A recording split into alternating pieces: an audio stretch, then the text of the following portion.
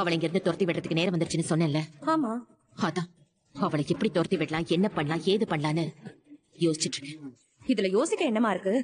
நாளைக்கு காலையில வீட்டுல பஞ்சாயத்து கூட்டி அன்னைக்கு நான் போய் அவ வயித்தை எடுத்து பார்த்தல, அதே மாதிரி எல்லாரும் முன்னாடி நிக்க வச்சு அவ சேலையை புடிச்சு ஒரு இழுத்தா போதும். அன்னைக்கு எப்படி உன் கால்ல அந்த துணி மூட்டை விழுந்துச்சோ அதே மாதிரி நாளைக்கு பெரியப்பா கால்ல அந்த துணி விழுந்துச்சுன்னு வெயி. அப்பதானே அதை பார்த்த உடனே ஷாக்கா இருக்கும். அதுக்கப்புறம் அடுத்த நொடி என்ன நடக்கும்னு நான் சொல்லி உனக்கு தெரியணும்னு இல்ல, அது இந்த உலகத்துக்கே தெரியும். என்னமா நான் சொல்றது? அப்படியே பண்ணிடலாம்ல.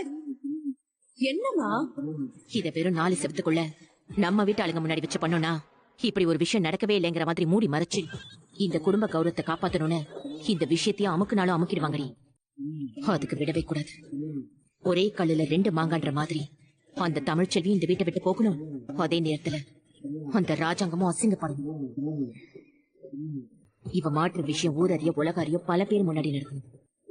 அப்பதான் எல்லாரும் முன்னாடி அசிங்கப்பட்டுட்டோன்னு அந்த வலியும் பெருசா இருக்கும், அதோட விளைவுகளும் பெருசா இருக்கும். அப்ப நம்ம என்னமா பண்ணலாம்? அதை தாண்டி யோசிச்சுட்டு இருக்கேன். அவளை எப்படி பெருசா மாட்டி விடுறதுன்னு நான் பாத்துக்கிறேன். தமிழே, தமிழே, யோ. என்னங்க? என்னாச்சுங்க? வா, ஒண்ணுல நீ பதறாத, உட்காரு. வா, உட்காரு. உட்காரு. இல்ல, நல்ல விஷயம் தான். ஐயோ, அப்பா கிட்ட எப்படா பேசுறதுன்னு யோசிச்சுக்கிட்டே இருந்தேன். ஒரு வழியா தைரியம் வந்து பேசியாச்சு. சரி, கலக்கிட்டா நீ.